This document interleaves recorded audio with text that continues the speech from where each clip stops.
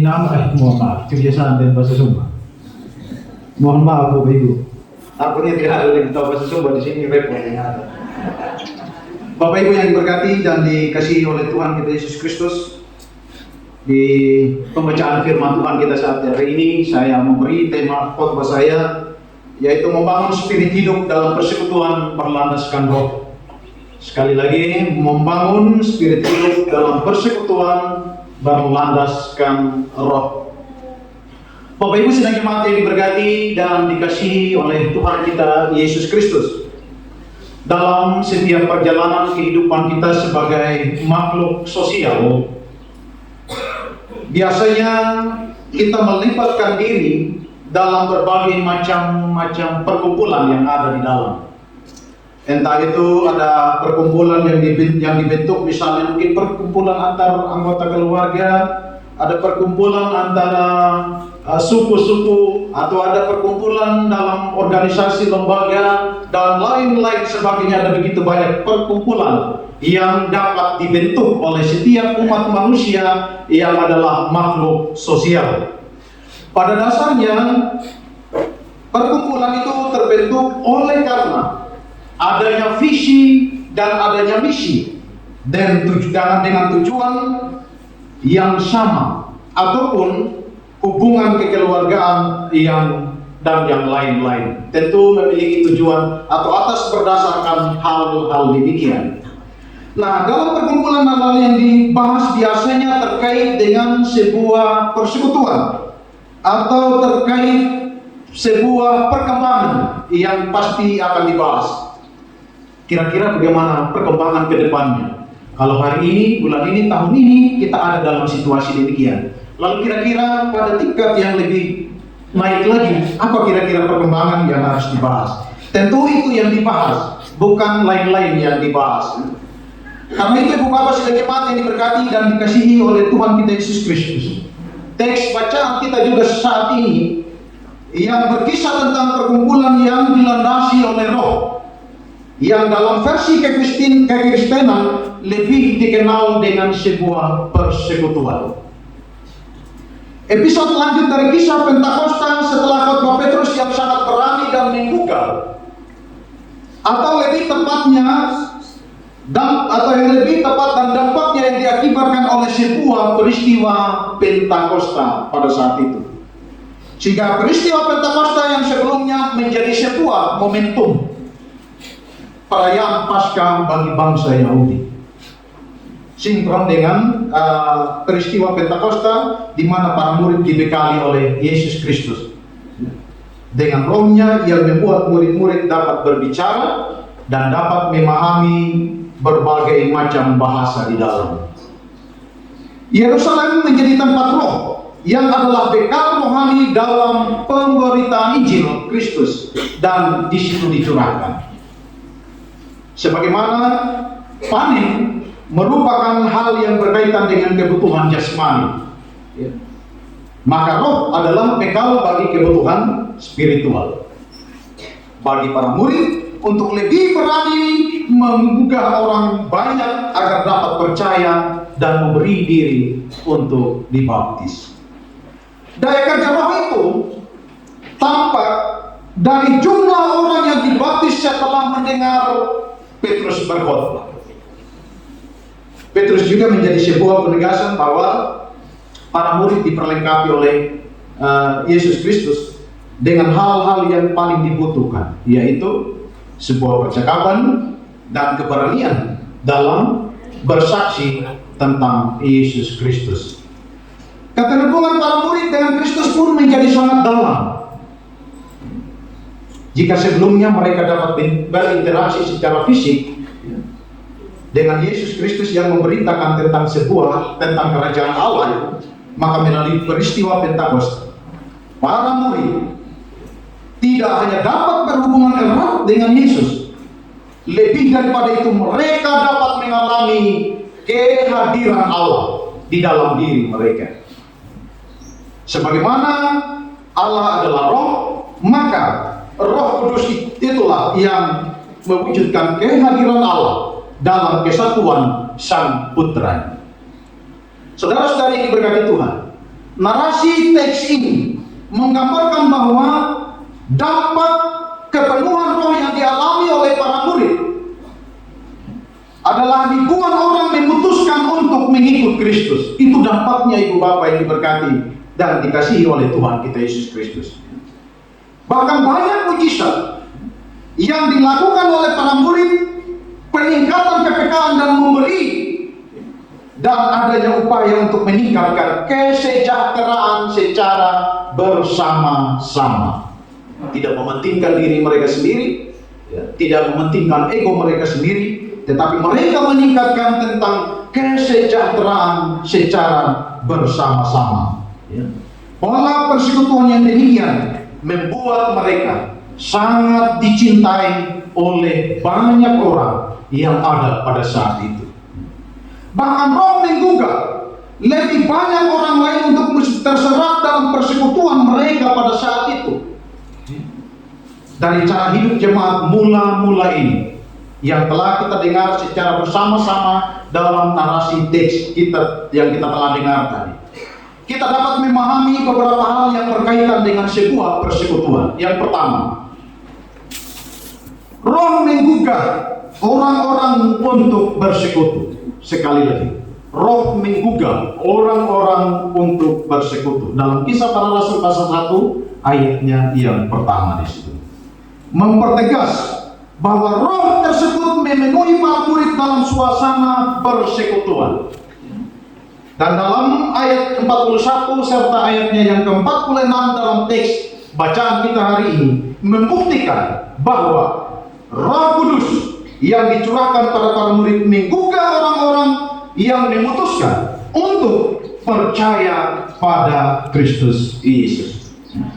Kekuatan roh inilah yang membuat orang-orang tertarik untuk terlibat dalam sebuah persekutuan dan menyadari bahwa betapa pentingnya sebuah persekutuan itu, atau bahkan merasakan jalinan spirit yang ada dalam kebersamaan itu sendiri.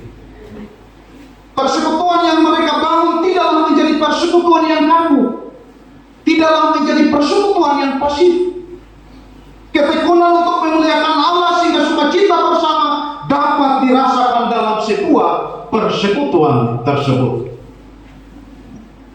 Para murid yang dilingkupi oleh roh menjadi penggugah kehidupan orang-orang yang belum mengenal Kristus, untuk melebur dalam persekutuan yang di dalamnya mereka dapat bertumbuh dan saling memberdayakan, bukan saling memperdayai. Mereka saling memperdayakan, bukan memperdayai. Dengan demikian dapat diketahui bahwa kualitas persekutuan yang dilandasi dan berlangsung dalam tuntunan roh dapat kuat dan dapat mensejahterakan. Yang kedua, persekutuan yang sesungguhnya adalah tindakan. Persekutuan yang sesungguhnya adalah tindakan. Dalam teks kita dijabarkan pula ada aksi nyata atau ada aksi yang saling mensejahterakan di dalam. Kita dapat lihat hak milik perorangan tidak lagi ada dalam persekutuan tersebut. Kalau kita lihat kehidupan jemaat mula-mula, yang ada hanyalah perlakuan yang adil terhadap satu anggota dengan anggota yang lain. Mengapa adil? Hasil penjualan harta milik mereka bukan dibagi sama rata, melainkan dibagi sesuai dengan kepentingan masing-masing anggota. Ini berarti ada jalinan kejujuran, keterbukaan, serta kepekaan yang dibangun di dalam diri mereka. Setiap anggota jemaat secara transparan memberitahukan apa yang menjadi kebutuhan mereka yang dapat dilengkapi atau ditolong oleh orang lain. Orang-orang yang menjual harta milik pun tidak mempertahankan ego mereka pada saat itu untuk menikmati diri sendiri dari hasil penjualan itu. Kepekaan dan ketulusan yang ada dalam diri mereka membuat mereka sanggup untuk merelakan apa yang menjadi hak-hak mereka. untuk dinikmati di dalam sebuah kebersamaan. Kerjasama yang baik antara para rasul dan jemaat terjalin dengan begitu baik, terlihat dan jelasnya di situ. Rasa saling percaya antara anggota jemaat dan para rasul membuat mereka dapat menghasilkan aksi yang begitu besar dalam sebuah persekutuan tersebut. Tidak ada jemaat yang angkuh dalam kerapuhan. Sudah tidak punya apa-apa, malu untuk terbuka. Dan tidak ada jemaat yang hidup dengan ekonomi yang baik, menutup diri untuk menolong. Yang ketiga, persekutuan Roh Kudus memberdayakan. Sekali lagi, persekutuan Roh Kudus memberdayakan. Sebagaimana roh yang tercurah menggugah kehidupan banyak orang untuk tekun bersekutu, yang dibuktikan dalam persekutuan untuk saling mensejahterakan. Maka hal tersebut mengisyaratkan bahwa persekutuan yang berlandaskan roh itu memperdaya baik bagi para rasul maupun bagi jemaat pada saat itu. Pertumbuhan jasmani, psikis, dan spiritual terjadi di kehidupan mereka pada saat itu.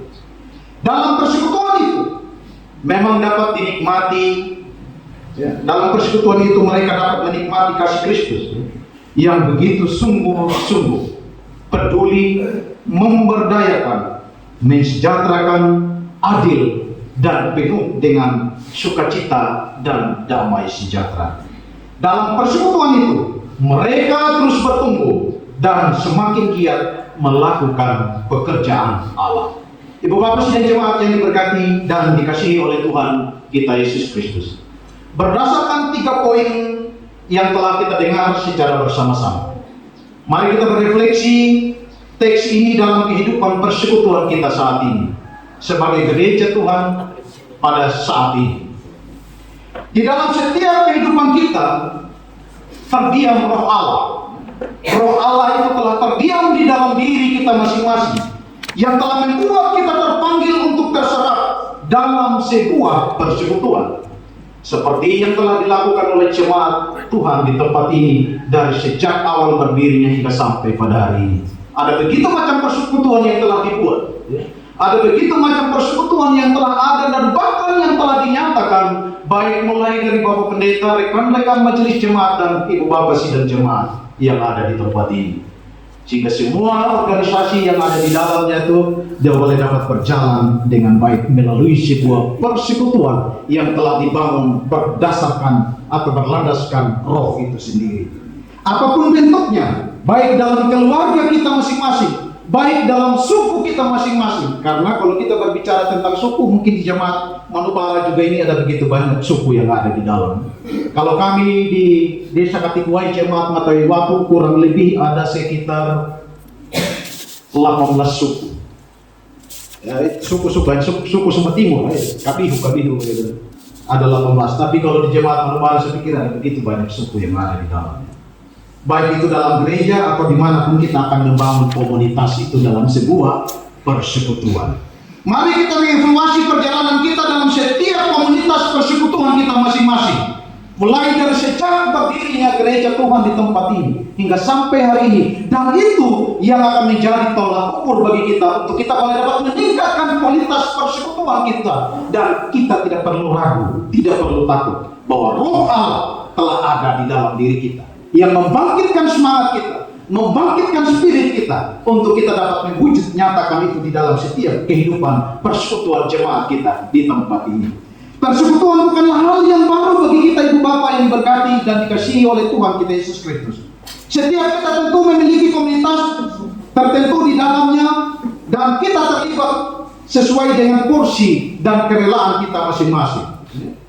Ya, seperti contoh tadi, dari Konker ada paduan suara, dari Kombak ada. Ya, kebetulan mungkin hari ini saya tidak lihat dari Komisi Pemuda, tapi ada itu. Dan lain-lain sebagainya, ada begitu macam bentuk di dalamnya. Persekutuan yang paling sederhana ialah persekutuan di dalam keluarga. Itu paling sederhana. Kalau kita tidak melihat lebih jauh di dalam komunitas atau organisasi lembaga di mana kita berada, yang paling sederhana kita lihat persekutuan dalam sebuah keluarga. Sebagai keluarga Kristen, tentu kita memiliki standar sebuah persekutuan di mana setiap anggota keluarga dapat mengalami kasih Kristus yang tercermin dalam persekutuan jemaat mula-mula. Seberapa peduli kita dengan anggota keluarga yang lain. Setiap keluarga memiliki persoalan masing-masing. Ya. Apakah persoalan itu dibiarkan menjadi penghilang kehangatan? Apakah persoalan itu dibiarkan menjadi penghilang keramah tamahan dan ketulusan dan kepedulian di antara orang tua dan anak-anak dan sebaliknya? Dalam cakupan keluarga besar kita, dimanapun kita berada, sebagai masyarakat yang berbudaya dan lain-lain sebagainya, ya, dari suku manapun kita berada, kita ketahui, kita tahu kursi kita masing-masing dalam keberlangsungan hubungan keluarga besar kita.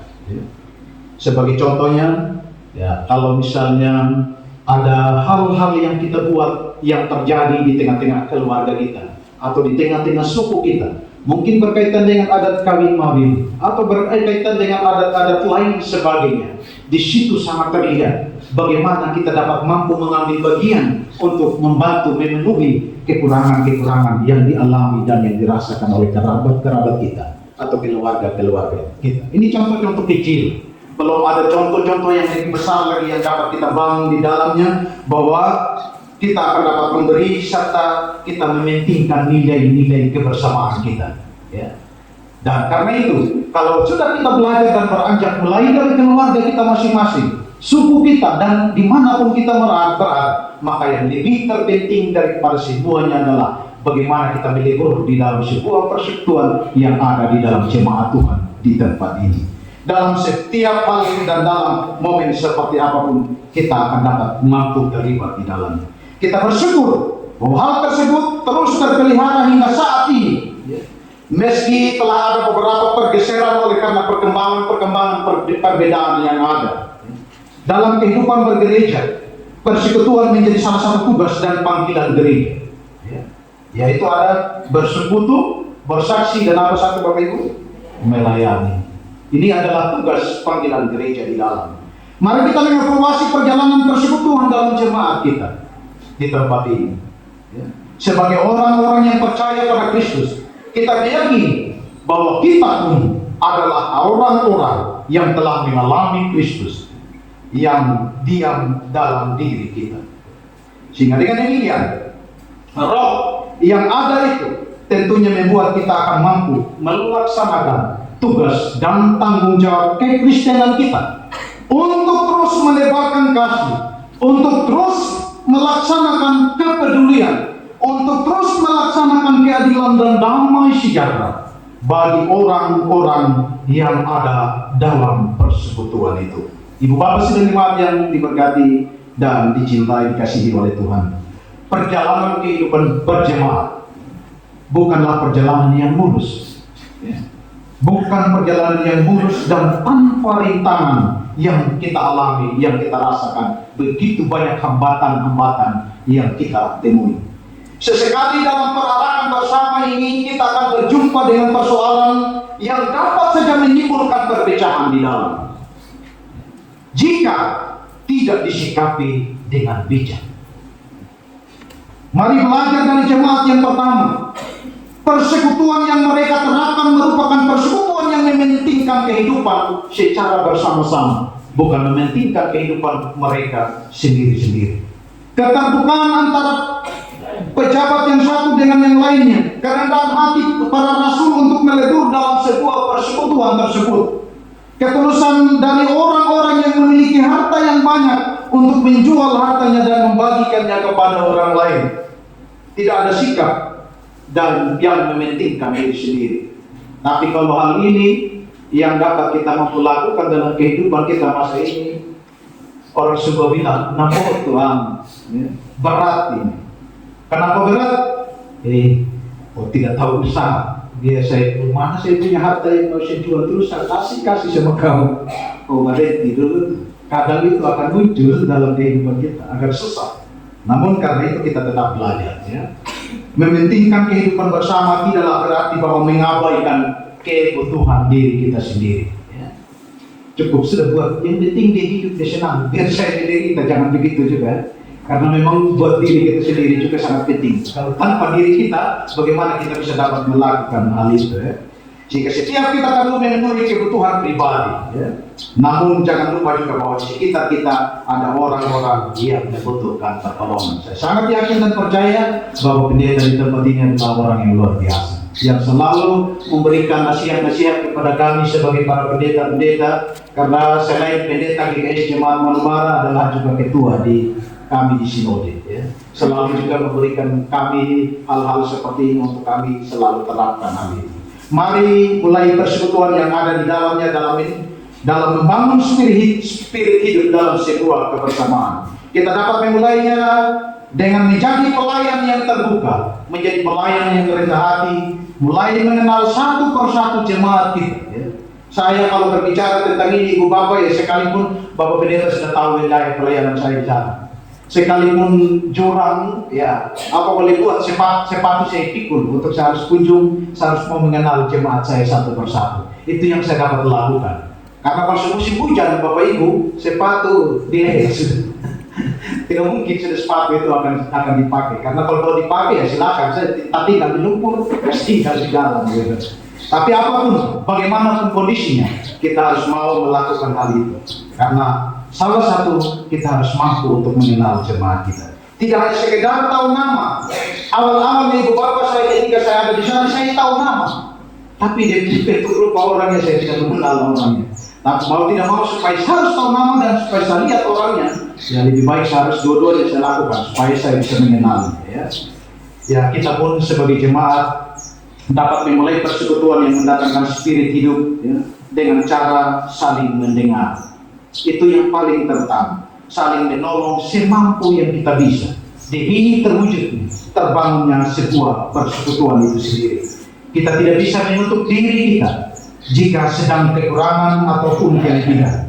Jika tidak dapat menolong dengan cara memberi sesuatu berupa materi dan lain-lain sebagainya, mari memulai dengan saling mendoakan satu dengan yang lain. Itu yang paling terutama dalam kehidupan kekristenan, dalam kehidupan persekutuan kita. Oleh karena persekutuan di gereja hanya dapat terjalin jika segala keterbukaan dan kepedulian itu kita mulai dari diri kita sendiri.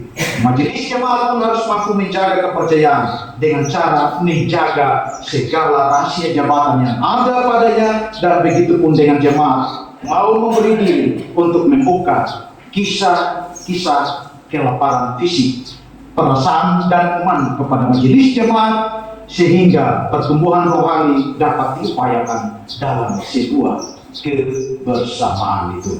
Jika kita sanggup membangun gedung gereja yang begitu megah dan lain-lain sebagainya, mari juga memastikan bahwa jalinan kebersamaan dalam sebuah gedung itu tidak keropos dimakan ego dan dinamika pelayanan. Persekutuan yang sesungguhnya adalah perihal berkaitan dengan kesadaran bahwa kita tidak hidup sendiri dan untuk diri kita sendiri. Nas pembimbing tadi telah mengarahkan kita sebagai unsur persekutuan dalam jemaat berlandaskan pemahaman bahwa kita merupakan anggota tubuh Kristus. Hal ini juga telah dijelaskan dalam tata gereja. Gereja Kristen Sumba secara khusus dalam bagian pembukaan dan tata gereja, tata dasar GKS pada pasal 3 mengenai wujud gereja Kristen Sumba. Metafora gereja sebagai tubuh Kristus. Inilah yang harus kita hidupi dalam kesadaran bahwa meskipun kita banyak, namun kita adalah jalinan anggota tubuh Kristus. Sebagaimana tubuh kita memiliki fungsi kita masing-masing, maka jadilah anggota tubuh yang tidak angkuh oleh karena kelebihan masing-masing. Bertumbuhlah dalam sebuah persekutuan yang di dalamnya kita dapat membangun sebuah spirit untuk menikmati kehidupan di dalam Kristus Yesus. Amin untuk firman Tuhan.